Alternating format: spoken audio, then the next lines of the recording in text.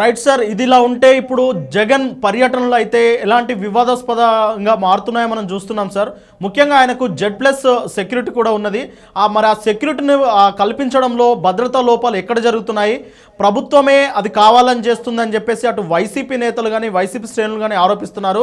ఇది ఖచ్చితంగా కూటమి ప్రభుత్వానికి సంబంధం లేదు, ఇది అధికారులు చేస్తున్నారని చెప్పేసి ఇటు కూటమి నేతలు అంటున్నారు. మరి దీన్ని మొత్తానికి ఆయన పర్యటనలో జరుగుతున్న ఈ భద్రతా లోపాలను ఎలా చూడొచ్చు అంటారు సార్?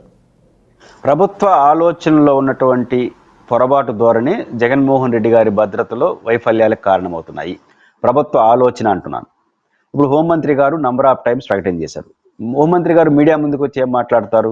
జగన్మోహన్ రెడ్డి గారి భద్రత విషయంలో ఆఫ్టర్ ఆల్ పులివెందుల ఎమ్మెల్యే, వారు వాడే భాష ఆఫ్టర్ ఆల్ పులివెందుల ఎమ్మెల్యే, ఒక ఎమ్మెల్యేకి ఎంత భద్రత ఇవ్వాలో అంతకన్నా ఎక్కువే ఇస్తున్నాము అంటే, ఎమ్మెల్యేకి ఎంత భద్రత ఇవ్వాలంటే ఆమె భాషలోనే 1+1 గన్మ్యాన్. ఇది ఏ చట్టంలోనూ లేదు. ఎమ్మెల్యేకి 1+1 అనేది ఎక్కడ చట్టంలో లేదు. ఒక భద్రత ఎట్లా ఇస్తారు అంటే, సాధారణంగా ఎమ్మెల్యేలకు 1+1 ఇస్తారు, నేను కాదన్ను. అదేం చట్టం కాదు. అసలు ఏ హోదా లేనోడికి Z+ కేటగిరీ వచ్చిందండి కొన్ని సందర్భాల్లో. మా చిత్తూరు జిల్లాలో రామచంద్ర యాదవ్ అనే ఆయనకి ఏ హోదా లేదు, పదవులు లేవు, కానీ ఆయన సెక్యూరిటీని ఆయన విజ్ఞప్తి చేశాడు. కేంద్ర హోంశాఖ Y కేటగిరీ భద్రత ఇచ్చింది.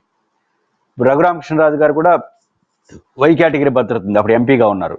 కాబట్టి భద్రత ఇవ్వడం లోకేష్ గారికి జెడ్ కేటగిరీ ఇచ్చారు ప్రతిపక్షంలో ఉన్నప్పుడే, అప్పుడు ఎమ్మెల్యే కూడా కాదు ఆయన. అంటే భద్రత అనేది ఎట్లా ఇస్తారంటే, ఆ వ్యక్తి, ఆ పౌరుడు, ఆ నాయకుడి యొక్క భద్రతకి ఎలాంటి ప్రమాదం ఉంది, ఎలాంటి స్వభావంతో కలిగినటువంటి వైరం ఉంది, దానికి తగిన భద్రత ఇవ్వడం ప్రభుత్వం యొక్క బాధ్యత. హోంమంత్రి గారు బయటేమో ఆయన ఆఫ్టర్ ఆల్ పులివెందుల ఎమ్మెల్యే 1+1 ఇస్తారంటారు, అంతకన్నా ఎక్కువ ఇస్తున్నాను సర్దుకోండి అంటారు. కానీ కోర్టులో హోంశాఖ వేసే అఫిడేట్లో ఆయనకి Z+ కేడర్ హోదాతో కూడుకున్న భద్రత కల్పిస్తున్నా ఉంటారు. మరి అటు చెప్పొచ్చుగా, హోంమంత్రి గారు బయట ఏదైతే చెప్తున్నారో ఆఫ్టర్ ఆల్ పులివెందుల ఎమ్మెల్యేకి 1+ అని, అదే చెప్పొచ్చుగా. జగన్ గారు ఏం పిటిషన్ వేశారు? నాకు Z+ కేటగిరీ ఇవ్వట్లేదు, లోపాలు ఉన్నాయని పిటిషన్ వేశాడు. కేంద్ర ప్రభుత్వ బలగాలతో కావాలని అడిగాడు. అప్పుడు పోయినప్పుడు ఆయన ఆఫ్టర్ ఆల్ పులివెందుల ఎమ్మెల్యే అండి, 1+1 పైన ఇవ్వాల్సిన అవసరం లేదని కోర్టులో చెప్పొచ్చుగా, బయట చెప్పే విషయాలు.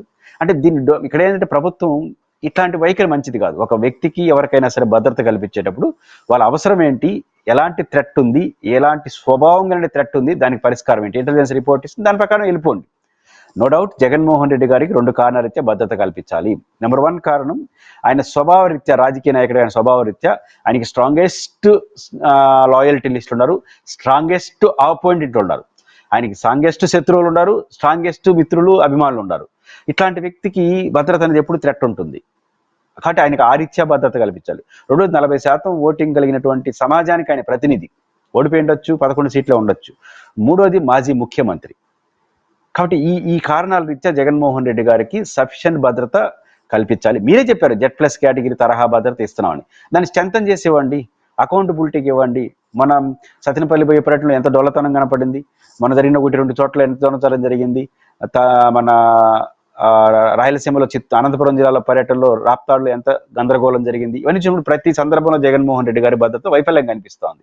కారణం ఏంటంటే, ప్రభుత్వం చెప్పేదానికి చేసేదానికి మనకి వ్యత్యాసం ఉంది. ఆలోచనలు, ఆర్గ్యుమెంట్లోనే గందరగోళం ఉంది కాబట్టి ఈ పరిస్థితి కనిపిస్తోంది. జగన్మోహన్ రెడ్డి గారి భద్రత విషయంలో ప్రభుత్వం తొందరగా నిర్ణయం తీసుకుంటే కోర్టులు జోక్యం చేసుకోవాల్సిన పరిస్థితి అయితే వస్తుంది.